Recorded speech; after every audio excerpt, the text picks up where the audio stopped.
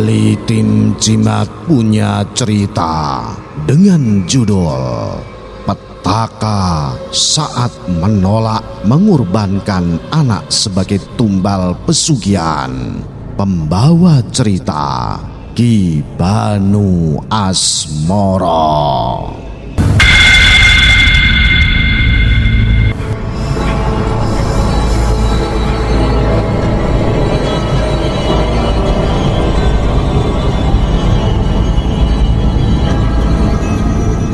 Jimatres dimanapun Anda berada, inilah kisah pesugihan yang tentunya bisa berujung petaka. Makanya jangan sampai main-main dengan pesugihan. Semua orang sudah tahu bahwa ketika mengikrarkan diri pada setan, maka akan ada tumbal yang harus dikorbankan. Jika tidak dilaksanakan, petaka pun akan datang menghampiri, entah secara langsung ataupun secara perlahan. Tapi yang jelas petaka itu pastilah datang. Seperti halnya kisah yang dialami oleh Lukito, yang akhirnya harus meregang nyawa karena telah menolak menumbalkan anaknya setelah dirinya merasakan kekayaan akibat ritual pesugihan yang dilakukannya. Kala itu waktu telah menunjukkan pukul 2 dini hari. Di sampingnya terlihat Edi, bukan nama sebenarnya, yang tengah tertidur pula sambil memeluk jaket pemberiannya 1 tahun lalu. Ketika Lukito sekeluarga merayakan keberhasilan Edi naik ke kelas 3 SD dengan peringkat juara kelas. Karena tidak tega melihat buah hatinya kedinginan, Lukito pun lantas membuka jaket yang dikenakannya untuk menyelimuti tubuh mungil Edi. Rest area pada malam itu tidak terlalu sepi, sehingga Lukito merasa nyaman untuk bisa beristirahat sejenak di sana. Selain itu, alasannya untuk menepikan mobilnya di rest area pada pukul 2 pagi adalah karena dirinya merasa kelelahan setelah sebelumnya melakukan hal yang seharusnya tidak dilakukan, kabur dari kejaran polisi. Lukito, kamu harus mengorbankan anak itu, atau akan ada akibat yang harus ditanggung. Ingat, ujar seorang dukun pada Lukito. Mendengar ucapan itu, Lukito lantas membalasnya dengan makian dan sumpah serapah. Mana mungkin ia rela menjadikan anak kesayangannya sebagai tumbal pesugihan. Tak ingin terlalu memikirkan, Lukito lantas mulai mengemasi beberapa pakaian serta keperluan Edi. Anaknya yang sedang menonton televisi pun dibuat bingung oleh ayahnya yang terlihat menangis sambil menenteng-nenteng tas. Edi sayang, ayo sekarang kita pergi ke rumah nenek, bujuk Lukito. Lukito bersama sang buah hati pun mulai bergerak dari rumahnya menuju rumah ibunya. Selama dalam perjalanan, Lukito teringat masa lalu dengan keluarga kecilnya, di mana hanya ada kebahagiaan yang menyelimuti. Akan tetapi kebahagiaan itu harus sirna hanya untuk memenuhi egonya semata. Lukito sendiri merupakan seorang pengusaha ternama di kotanya. Ia memiliki berbagai macam bisnis, mulai dari toko, jasa persewaan, dan lain sebagainya. Selain itu, Lukito juga memiliki sawah yang luasnya berhektar-hektar, serta peternakan yang berada tidak jauh dari kediamannya. Kekayaan yang dimiliki Lukito pada saat itu merupakan buah dari kerja kerasnya selama belasan tahun. Akan tetapi, beberapa bulan terakhir bisnis yang dijalani Lukito mengalami penurunan yang cukup signifikan. Semua tokonya tidak lagi dipenuhi oleh para pembeli sebagaimana dahulu. Hal ini menyebabkan Lugito khawatir bisnis yang dirintisnya akan bangkrut. Terlebih popularitasnya sudah mulai menurun karena munculnya pengusaha-pengusaha baru dengan ide dan barang dagangannya yang lebih fresh. Meskipun sang istri sudah mengingatkan Lugito untuk tidak memikirkannya terlalu berlebihan, namun pikirannya tetap saja kalut. Hingga akhirnya ia pun mengambil jalan pintas agar kehormatan serta kepopulerannya kembali melambung.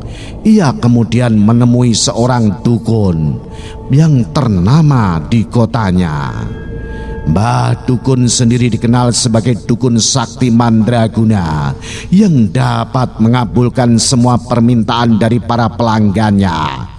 Reputasi serta testimoni yang bagus membuat Mbah Dukun dipuja oleh mereka yang berduit dengan usaha yang sedikit. Karena kesaktiannya itu, maka tak heran jika Mbah Dukun menetapkan tarif yang sangat tinggi untuk sekali praktek pesugihan. Lugito yang sudah tahu akan hal itu lantas datang menemui Mbah Dukun dengan membawa uang belasan juta rupiah.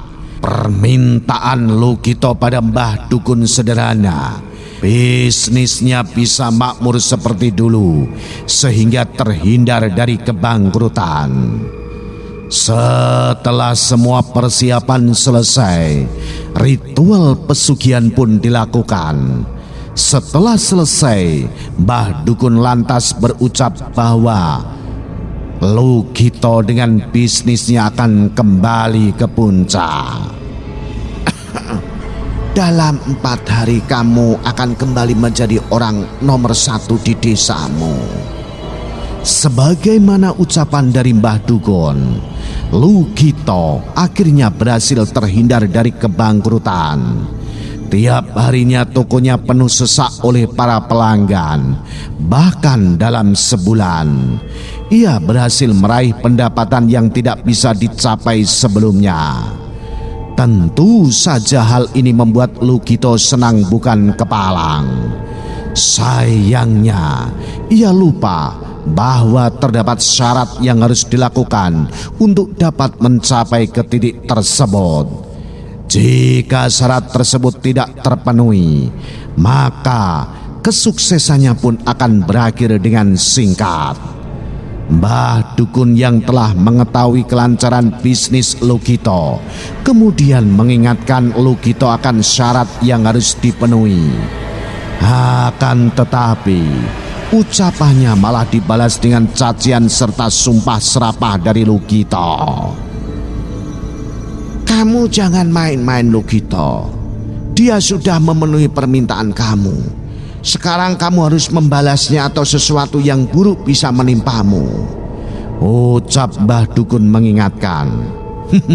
Aku tidak mungkin menumbalkan anakku sendiri, Mbah. Lugito pun menganggap bahwa ucapan dari Mbah Dukun hanya gertakan semata. Sampai pada akhirnya ia mengetahui bahwa kesialan benar-benar akan menimpa dirinya setelah istrinya meninggal dunia 1 minggu setelah pertemuan terakhirnya dengan Mbah Dukun. Tim dokter yang melakukan otopsi terhadap jasad istri Lugito pun dibuat kebingungan untuk mengetahui penyebab kematiannya. Di sisi lain, Lugito sebenarnya sudah tahu penyebab kematian dari istri yang dicintainya itu. Saya sudah peringatkan sebelumnya Lugito, tapi kamu tidak menuruti perkataan saya. Kamu harus mengorbankan anak itu atau akan ada akibat yang harus ditanggung. Sialan kamu, Mbah. Jangan main-main kamu sama saya. Semoga kamu membusuk di neraka atas apa yang kamu perbuat. Balas Lugito yang marah atas apa yang terjadi kepada istrinya. Meski telah diperingatkan, Lugito masih saja tetap ngeyel. Hingga pada akhirnya bisnis yang dibangunnya pun musnah karena sepi pengunjung. Bahkan sawah miliknya yang biasanya menghasilkan padi-padi yang gemuk tiba-tiba saja dilanda hama sehingga gagal panen.